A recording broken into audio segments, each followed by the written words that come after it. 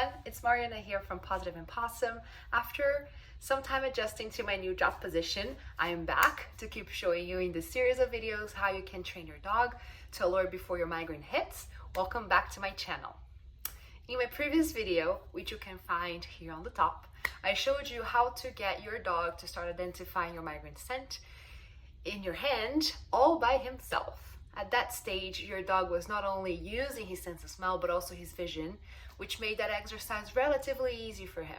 By now, your dog should already be able to successfully recognize your migraine scent sample, but we need to make sure that he's actually identifying your migraine smell and not any other smells like toothpaste, perfume, or soap. The objective now is to also make sure that your dog understands that it's not him sniffing at your hand that brings him rewards and treats, but rather him identifying the target odor. So your migraine smell, no matter where it is coming from or located at, be it in your hand, in a jar, or coming directly from your breath. Isn't that amazing? In order to condition your dog to identify your migraine odor and not confuse it with anything else, we're now gonna throw out our control sample into the mix.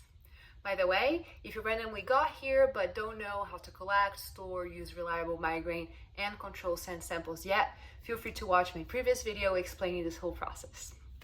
Just a quick disclaimer that all of my explanations come from my own personal experience of working with a professional dog trainer back when I was training my medical alert service dog for migraines, Floki.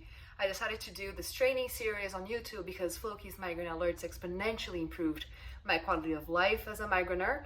And I know that service dog training, especially when it comes to migraine alerts, can often be too expensive and inaccessible if you live in a small city or in countries outside of the US. Sounds good? So please don't forget to hit that subscribe button, as it really helps me to keep doing videos like this. Now let's get into it. You'll need 2 brand new sniffer tins, your migraine sample, and a brand new piece of cotton that we'll use as a blank sample for now. Know that I mentioned a piece of cotton or cotton ball, and that's because we'll only start using our actual control sample with regular saliva in an advanced version of this training step covered in this video. Put your migraine sample in one of the tins and the brand new piece of cotton in the other tin.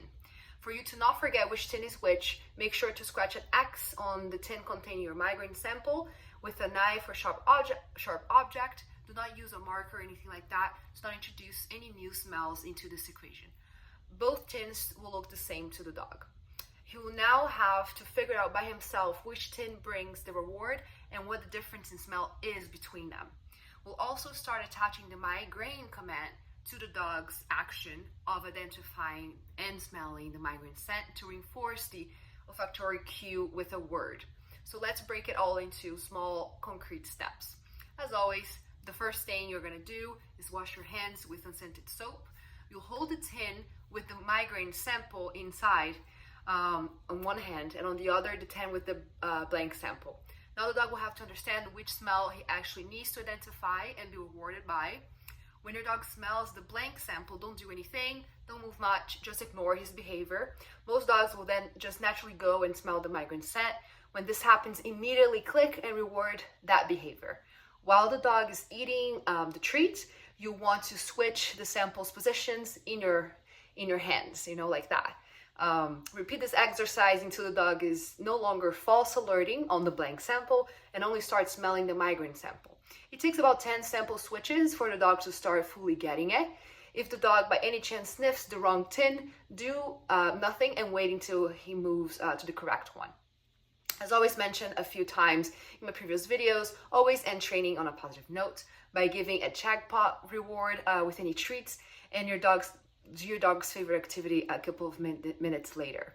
Just a parenthesis here before we proceed. If your dog seems a bit confused with the blank samples at this stage and continues to ignore your migraine samples after a few tries, you should take a step back and refer to my previous video where I show how to get your dog to identify the migraine scent directly on your hand. Stay on that step until you feel your dog fully gets it. Then watch this again and try adding the tins and blank samples. Okay, back to the step of training now. This is also the time to start naming this command of your dog, of the dog recognizing your migraine scent. You can name it migraine, for instance. Every time he sniffs the migraine tin, click, say migraine, and reward. The important thing to know here is to just whatever word you choose to use here, be consistent with it and only use that word for that command. Remember that I mentioned at the beginning of this video that we would only be using the actual control sample with the regular saliva in the advanced version of this training step. Here we are.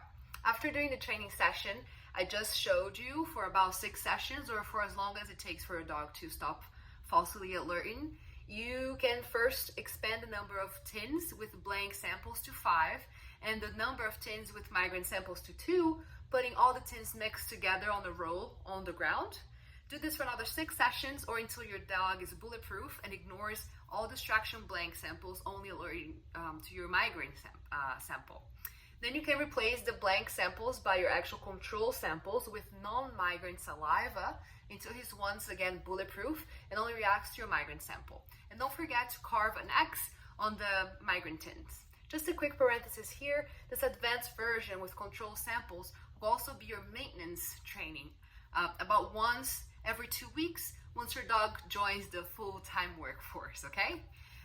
So once your dog is bulletproof and ignores all distraction samples, only focusing on your migraine sample, that's when it's time to make the dog's migraine alert recognizable by formatting and shaping his alert behavior to the migraine odor, which I will cover in my next video. Make sure to watch it. If you like the content of this video, please make sure to subscribe to the channel and click on the thumbs up, as it really helps me better adapt the content to your needs and keep this channel going. Thanks a lot and see you soon.